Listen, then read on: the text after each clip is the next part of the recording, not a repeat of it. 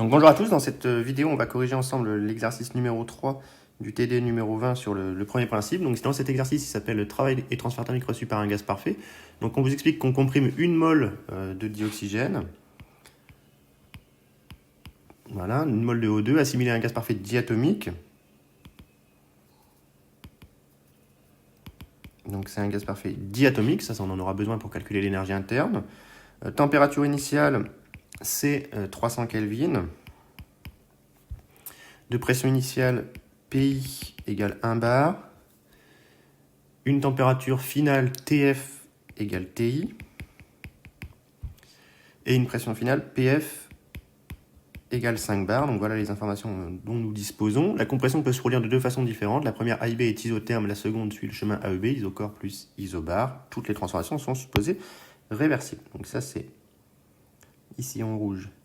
C'est une isotempérature. Ici, c'est une isovolume.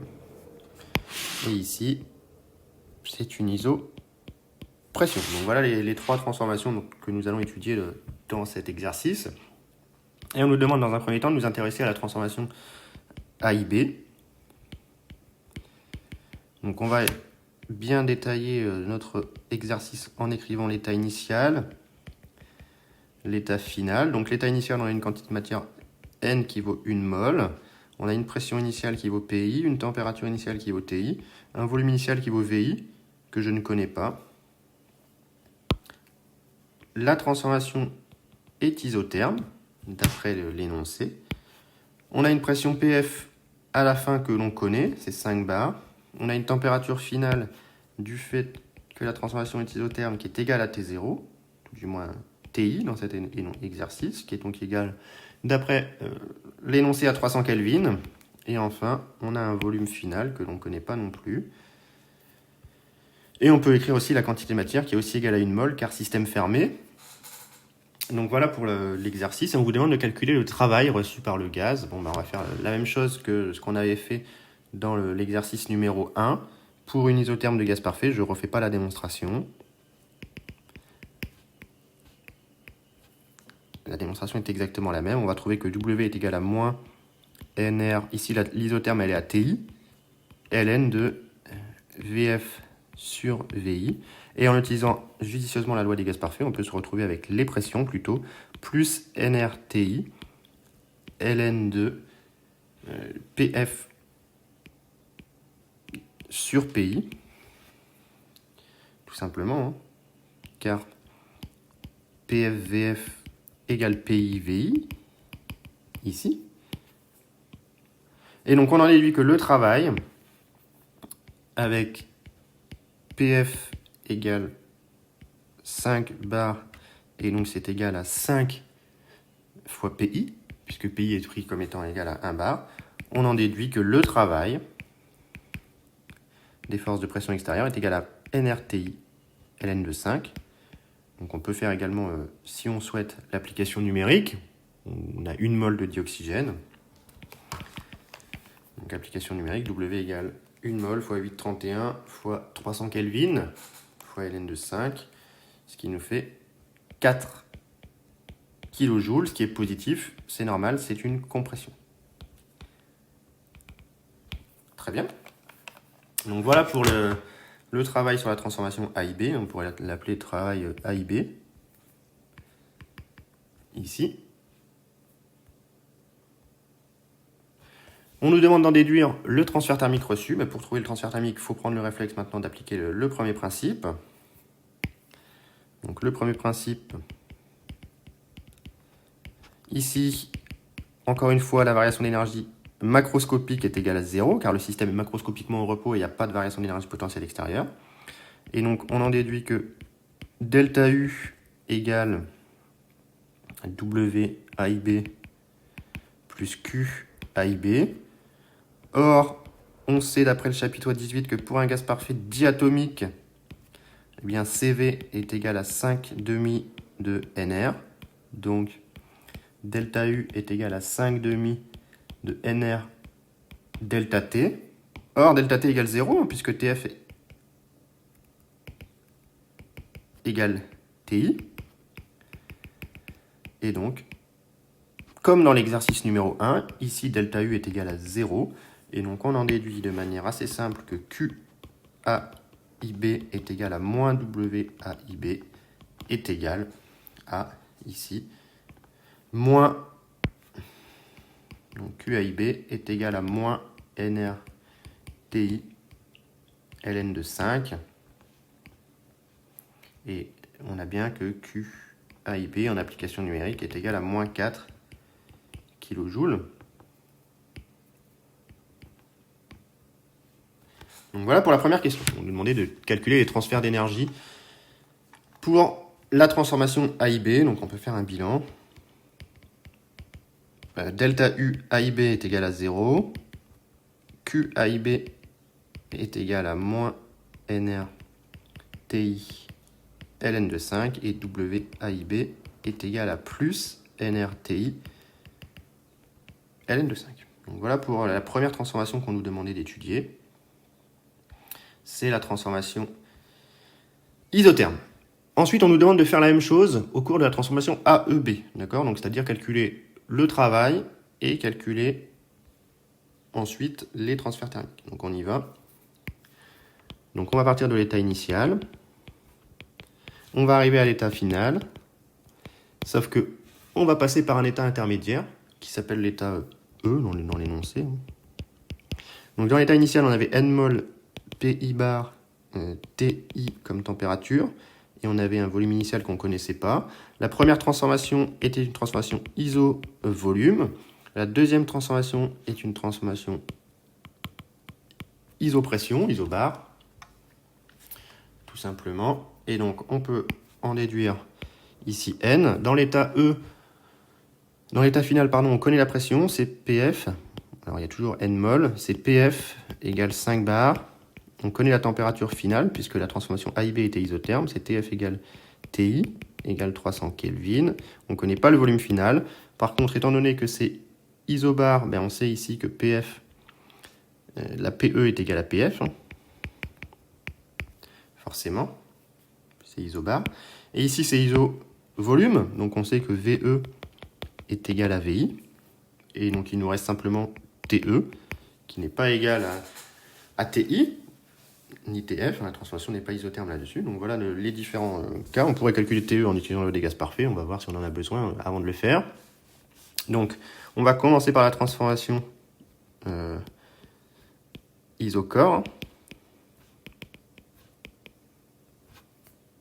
Donc sur cette transformation, c'est la transformation AE finalement. On a tout simplement delta W qui est égal à moins P extérieur dV, eh bien, qui est égal à 0, car dV égale à 0. C'est la transformation isovolume.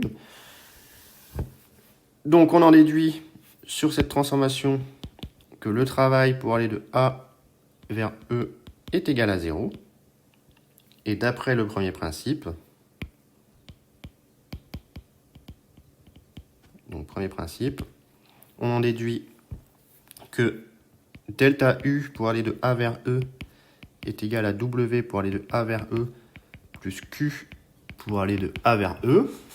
Et donc, étant donné que le travail est nul, on en déduit que le Q pour aller de A vers E est égal à delta U pour aller de A vers E. Et delta U, je vous rappelle, pour un gaz parfait diatomique, c'est 5,5 de NR, facteur de la différence des températures, donc TE moins TI.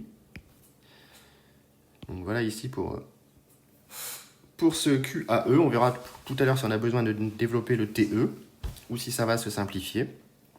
Donc pour l'instant, je ne l'étudie pas. Donc la transformation isocore, c'était la transformation bleue. Et donc il nous reste à étudier maintenant la transformation isobar. C'est la transformation EB finalement. C'est la transformation verte. Moi sur mon diagramme, sur mon énoncé, pardon. Donc sur cette transformation, elle est isobar. Donc on a delta W qui est égal à moins P extérieur dV, que l'on peut réécrire moins PdV, car isobar. D'accord? Et donc, le travail pour aller de E vers B est égal à moins l'intégrale pour aller de VE VB de P extérieur dV. C'est égal à moins l'intégrale pour aller de VE à VB de PDV. Et comme c'est isobar, je peux la sortir de l'intégrale. On se retrouve avec moins P, facteur de VB moins VE, tout simplement. Et la pression étant constante, ici c'est P égale PF. Et isobar à P égale PF. Donc WEB est égal à moins PF. Alors, dans VB, la transformation était le volume en B, pardon, il vaut le volume en final, on appelle VF, et le volume en E vaut le volume initial. Ça nous fait donc moins PF VF plus PI F VI. Et donc ça, on peut faire apparaître eh bien, la loi des gaz parfaits. PF VF, c'est NR TF. Donc ça nous fait moins NR TF. Et PF VI, PF c'est 5 PI, ça nous fait 5 PI VI. Ça nous fait donc moins NR, mais TF égale TI, plus 5 NR TI. Et donc ça nous fait plus 4 NRTI. C'est bien positif car c'est une compression, donc ça c'est cohérent. Et donc le travail pour aller de E vers B, il vaut 4 NRTI ou 4 PIVI, hein. Ça revient au même. Donc voilà pour le petit calcul du WEB. Et maintenant on va écrire le premier principe de E vers B. Donc premier principe de E vers B. On a que delta U pour aller de E vers B est égal à Q pour aller de E vers B plus W pour aller de E vers B. Avec delta U pour aller de E vers B qui est égal à CV du gaz parfait diatomique delta T. C'est donc égal à 5 demi de NR facteur de T B moins TE. Et donc c'est égal à 5 demi de NR. TB c'est TF, c'est donc TI, moins TE. Donc égal à 5 demi de NR TI moins TE. Donc voilà pour le delta U. Et donc on en déduit assez facilement le transfert thermique. Ainsi, QEB est égal...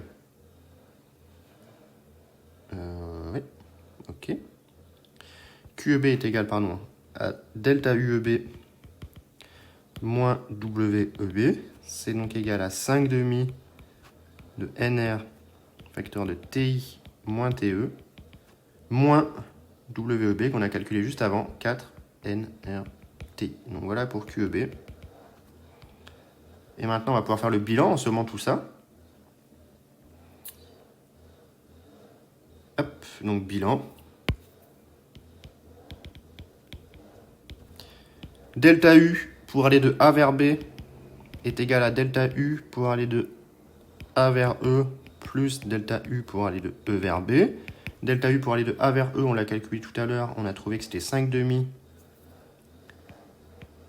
de NR facteur de TE moins TI, plus delta U pour aller de E vers B, on a trouvé 5 demi de NR facteur de TI moins TE, et évidemment il n'y a pas trop de surprises. On en déduit que delta U AB est égal à 0, et c'est cohérent avec la question 1, car U est une fonction d'état, je vous rappelle. C'est un peu la même chose que dans le premier exercice. Comme U est une fonction d'état, sa variation ne dépend pas du chemin suivi, donc évidemment, delta U est égal à 0, comme dans la question 1. Donc ça, c'est pour le delta U. Le transfert thermique, le travail pour aller de A vers B, c'est égal au travail pour aller de A vers E, plus le travail pour aller de E vers B. C'est donc égal à 0 plus 4 NRTI. C'est donc égal à 4 NRTI, qui est aussi égal à 4 PIVI, selon ce qu'on a envie de faire apparaître comme variable. Ici, c'est plus 4 NRTI, puisque l'autre est une inconnue. Donc on trouve bien que c'est positif, c'est cohérent. Et donc le dernier, c'est QAB. Eh bien c'est égal à QAE plus QEB. Et donc QAE, on l'a calculé tout à l'heure. C'était 5,5 de NR TI, TE moins TI, pardon, plus le QEB, qui est égal à 5,5 de NR TI moins TE, et qui est moins, pardon, 4 NRTI. Et donc on en déduit bien que ces deux termes-là se simplifient. Et on trouve que QAB est égal à moins 4 NRTI. Et donc QAB est égal à moins WAB, ce qui est cohérent. Car le premier principe, je vous rappelle que delta U ne dépend pas du chemin suivi. Donc delta U AB est égal à QAB plus WAB. Donc c'est cohérent de retrouver que QAB est égal à moins WAB. Par contre, attention, hein, QAB égale à QAE plus QEB, différent de QAIB de la question 1. De même pour W, car leur valeur dépend du chemin suivi. D'accord? Leur valeur dépend du chemin suivi. Donc c'est vraiment indispensable d'avoir compris ça. Quand on traite des transformations qui vont d'un point à un autre avec différents chemins, toutes les fonctions d'état verront leur variation ne pas dépendre de ce chemin suivi. C'est ce qu'on a démontré dans l'exercice 1 et dans l'exercice 3. Ici, c'est le cas pour delta U. Par contre, vous voyez bien que pour tout ce qui est transfert thermique ou travail, étant donné que ce ne sont le travail des forces de pression, la force de pression n'est pas une force conservative, eh bien le travail dépend du chemin suivi, le transfert thermique dépend du chemin suivi. Donc là, on a bien trouvé deux valeurs différentes. Donc, il n'y a pas de souci. Donc, voilà pour cet exercice-là. J'espère que c'était clair. Et puis, je vous invite à suivre les vidéos pour les autres exercices. Voilà, merci.